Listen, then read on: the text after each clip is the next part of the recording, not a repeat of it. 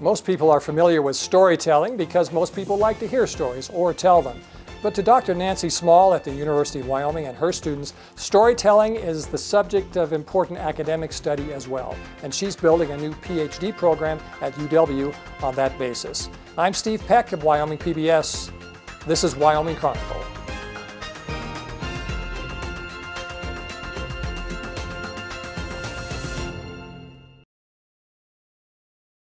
Funding for Wyoming Chronicle is made possible in part by Wyoming Humanities, enhancing the Wyoming narrative to promote engaged communities and improve our quality of life, and by the members of Wyoming PBS. Thank you for your support. Dr. Nancy Small, University of Wyoming, welcome to Wyoming Chronicle, and thanks for having us here today. What's the room that we're in? We're in Matheson Library, which is the heart and soul of Hoyt Hall, where the English department and modern and classical languages are housed. Great old UW building that's been here for more than a century, and storytelling is what we're going to be talking about today. It seems like it has sort of an obvious definition. You're someone who studies it and has thought about it more than most people. What is storytelling to you?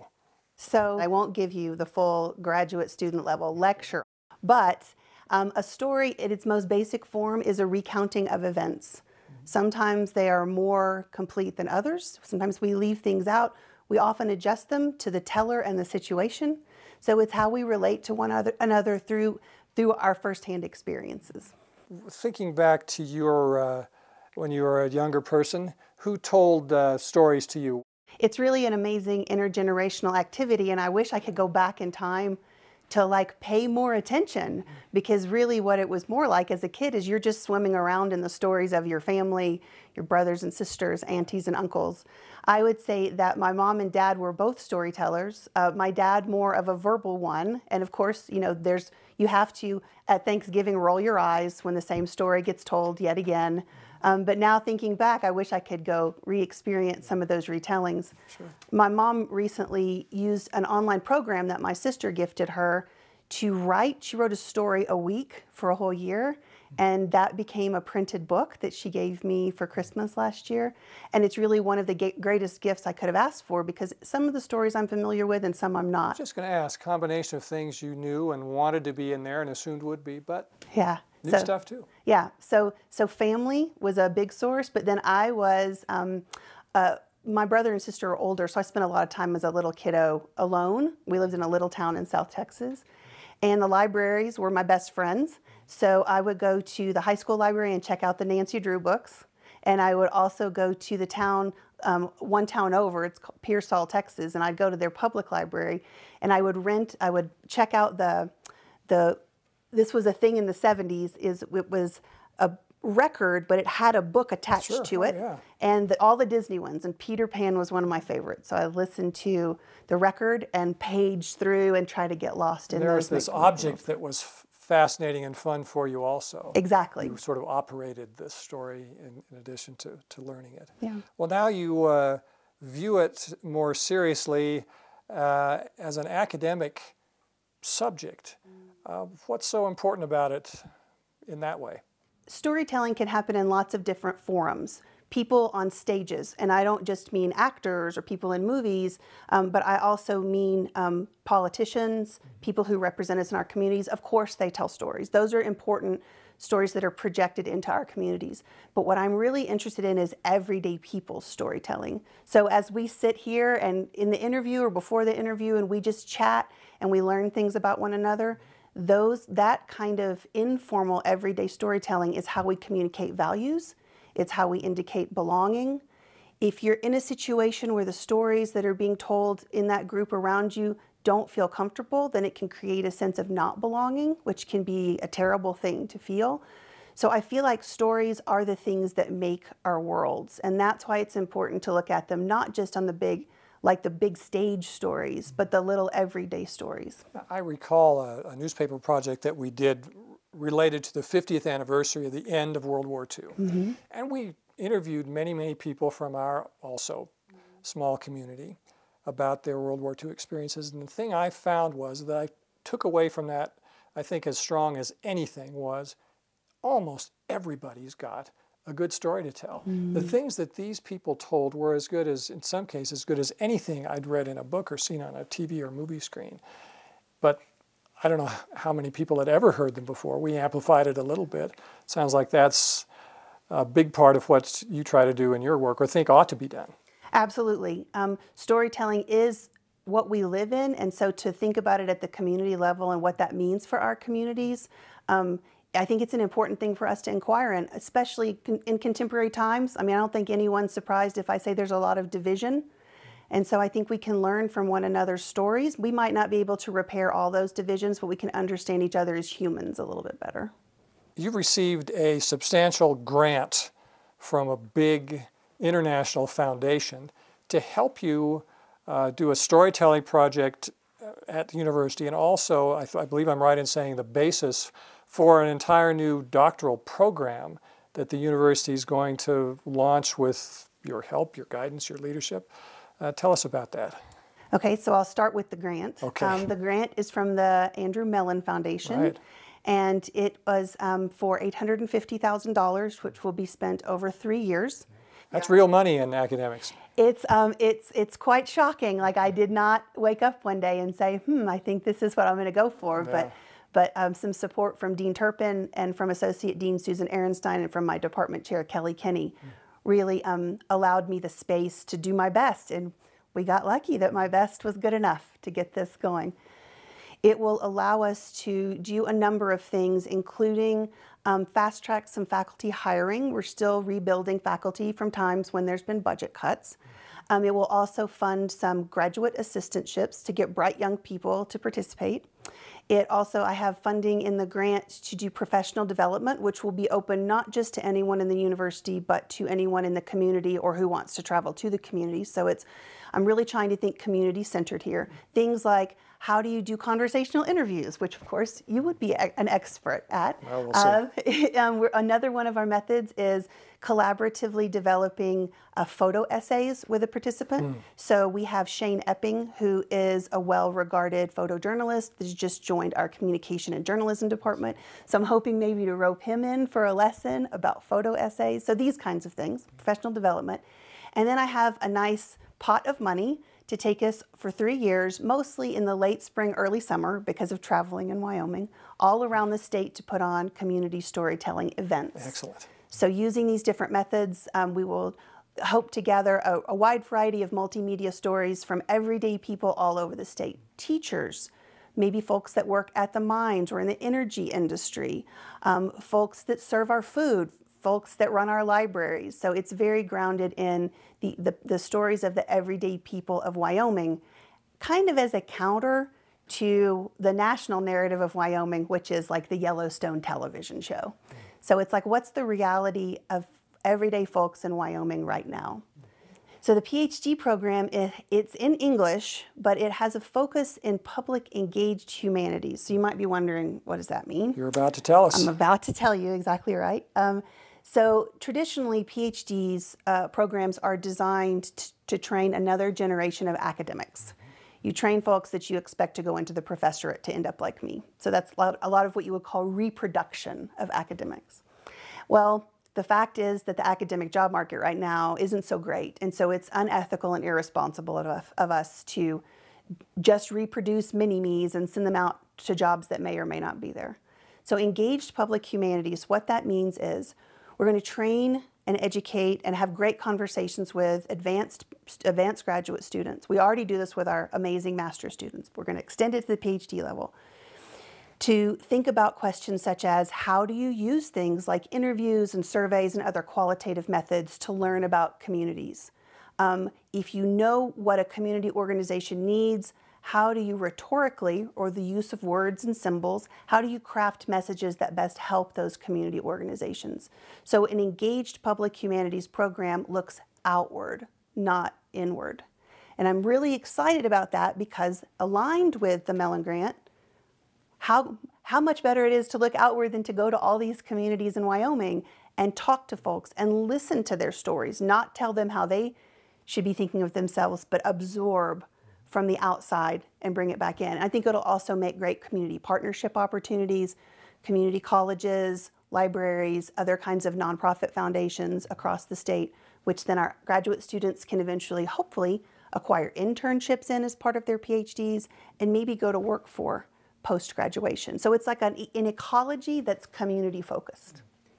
I was a community college trustee for a while, and that was during a time when a new sense of public education, I think in particular at higher education, was really, really tilting sharply toward the subject we would call STEM, science, technology, engineering, math.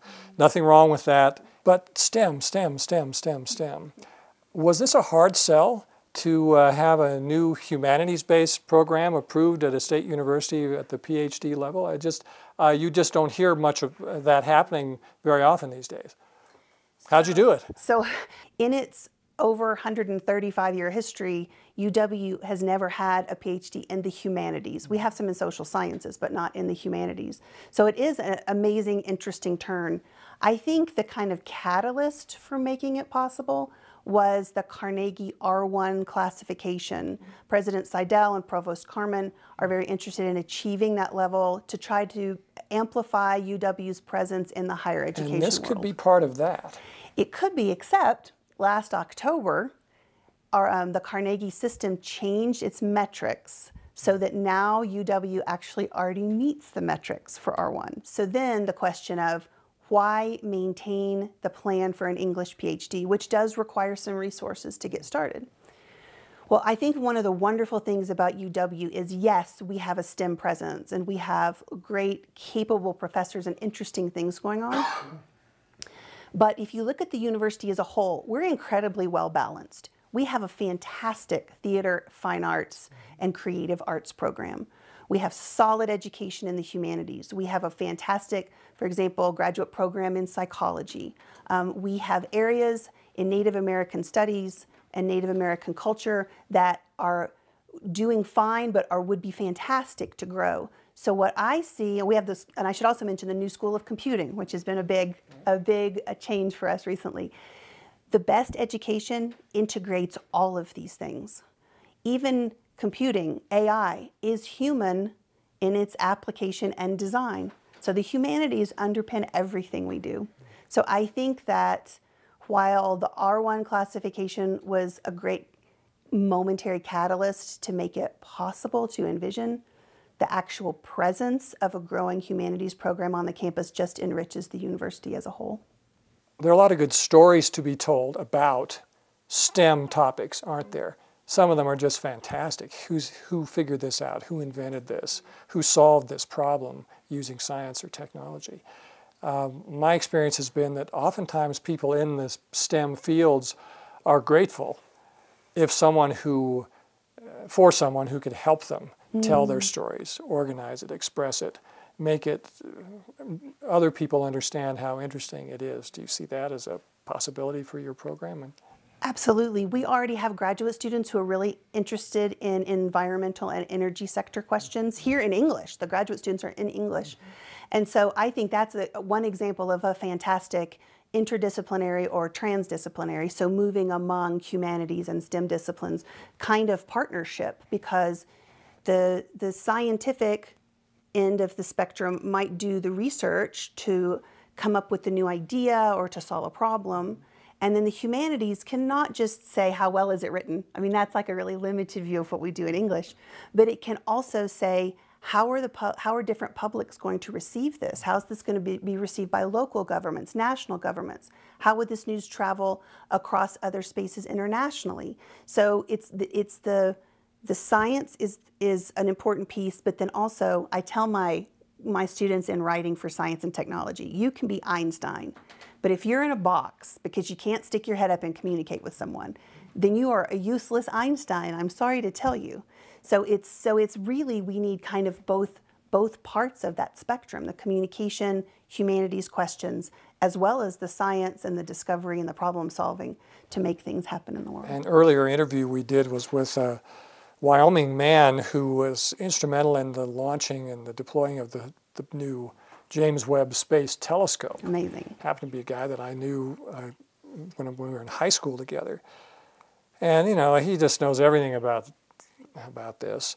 But we got into this topic just a little bit, and he said the most important classroom class that I ever had was my high school speech class with Mrs. Sackman, who taught me how to communicate, express myself. And now he's the one who gets invited on to speak to everywhere he goes because he's the one who can do it. And boy, is it interesting to hear him talk about it. We've done 3 shows since the new Science Initiative building opened over there.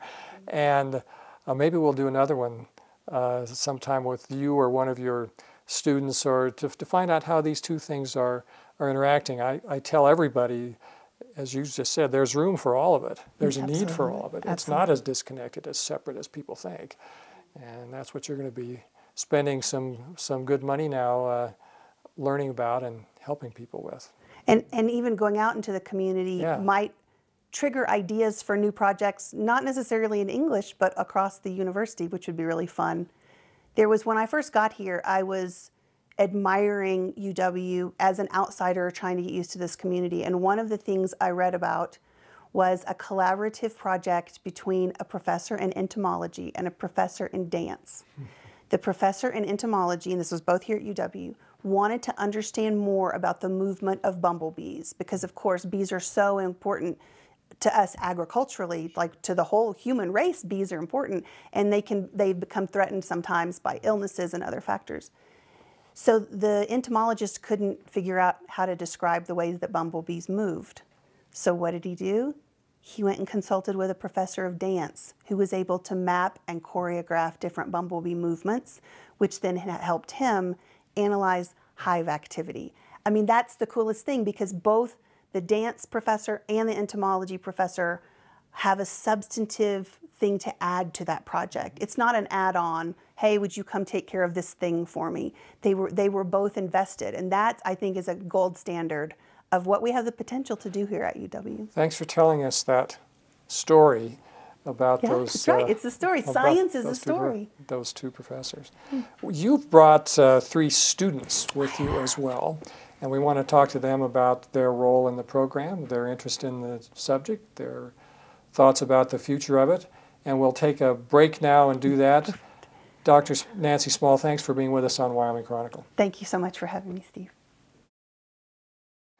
I'm pleased to be joined now on Wyoming Chronicle by 3 graduate students in the University of Wyoming program that Dr. Small helps lead.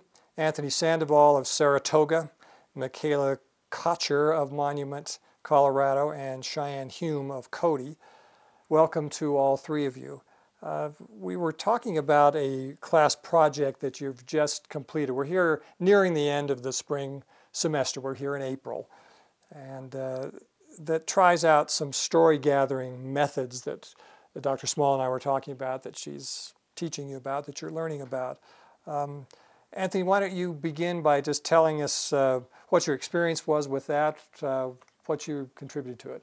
I did a walking interview, which is basically just you take our participant on a walk around a place that is important to them, and you kind of have just a conversation, and the expectation is that they gift you with their stories, and we do use that language very purposefully. Meaning the term gifted, yes. And yeah, we just walked around and talked, and then I recorded it as a video. And then, you know, you have a conversation with them about what form that story is going to take, and then you produce it into something that can be publicly seen or heard. What was the place, if it's okay to say? Yeah, it was with my sister at our childhood home in Saratoga. I see. Yeah. Michaela, was your experience similar to that, or what did you do? It was, and it was different. My method was a material object, so my participant brought an object that was meaningful to them, and we sat down and essentially had a conversation about it. And what was it? The object was a handcrafted belt buckle that my participant had made with her grandfather. And through the process, it was a lot of talking about what is this object and what does it mean to her, and what are the stories and memories that it harbors, and why is it significant? Why do we have this significant value in these objects? And it was very similar to Anthony. We had a conversation. She gifted me these stories, and then went away and collaboratively worked with my participant to develop a memory story. So mine is a final production where there are photos of the object, since during the conversation we looked at different details of it, talked about it, and then it has a story that goes along with it. So both of you then, so the person, they were talking about the place or the object. Mm-hmm. All right, Cheyenne, top that. What was your project? So mine was a photo essay, and after hearing you guys both talk about yours, I feel like it does combine both together, but also the foundation is through photos. And so with my story gifter, we went to their family farm, and I just kind of took photos of them around the farm, and then afterwards we spoke together and collaborated on what photos to include and what those photos meant to them, and kind of craft that story together. Similar to the belt buckle, you guys look at that belt buckle and talked about how it made your participant feel, and then it was very place-based, because my person felt a lot of emotions looking at their family farm where they're from. And your graduate students now has completed undergraduate degree. What were your undergrad degrees in? Mine was in secondary English. Michaela? My major was in English, and then I had minors in honors anthropology and museum studies. Wow. So a little all over the place, but. How about you, Anthony? I had English and creative writing. So your English majors, just my kind of people. There's room in academics still for this kind of study? I found a true passion and joy for it. I love it. And it is making me think differently, not only about my everyday life. I'm now trying to pay more attention to the stories that surround me, because they surround us every single day in every setting. But also trying to think, how can, me as an English grad student who's studying these topics, how can I use and adapt that approach of storytelling into anything that I study? And how can I use that to then make what I'm studying more accessible to people in the process of producing stories? We do a lot of public-facing projects, and this is one of those. And we said it kind of brings English down and makes it more accessible and shows that this is fun. We're not just nerds who read. We like to talk and converse. And so I see it everywhere, and I think it can be applied in more places than we realize. English is such an interdisciplinary discipline. It's about writing and communication, and stories make up culture. So I feel like sometimes there's some confusion about, what does literature have to do with cultural studies? And everything, I think. Only everything. Yeah, only everything. Literature and the stories we tell are what make culture. They're what defines us. A question that I often was asked, and I'm not going to say it bothers me, but I don't love the question, which is, what are you going to do with that degree? Suggesting that the only reason to become educated in something is to make money from it. Mm-hmm. Making money is an important thing. Are you worried about that? I guess is how I put it. That your field somehow might not provide a living for you, or is that why you're even in the field in the first place? Personally, I'm not worried about it. The more that I'm in this program, I realize English is everywhere. We are professional writers, professional editors, professional, honestly, critical thinkers that I think can be used in areas that aren't expected. And once I can show that I am needed, they'll be like, wow, I'm really glad that you're here in whatever I find myself in a future career. I feel like English majors get kind of put into two camps. It's either people are thinking composition, so teaching people to write, how do you compose particular works, and then on the other hand, literature and cultural studies, and it's, high theory and all of that. But then there's all of this stuff in the middle that gets left behind that kind of falls under the purview a little bit of rhetoric. And I kind of think of English majors as communication engineers. We think about, how do we build arguments and how do we build thoughts into things that we write. And writing is just communication. A lot of people don't understand that English is everywhere, because in English you learn to critically think, you learn to communicate, and those are skills that you need in any discipline, any field. And I think that's something that just in general an English degree is training us well to do, and then we can take that and apply it to any field. We could go into marketing, we could work for an engineering firm doing professional writing, we can work at publishing, like we can do a lot of things. And I think for a lot of us, the money isn't necessarily the thing we're looking at, it's more that we have a passion for this and we're curious about the world, and that's why we're here.